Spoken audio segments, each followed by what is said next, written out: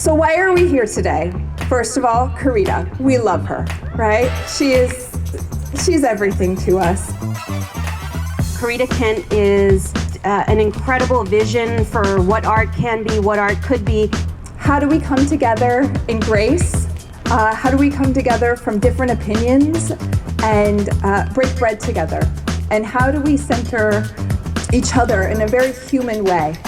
And so that's why we said today was a celebration in community.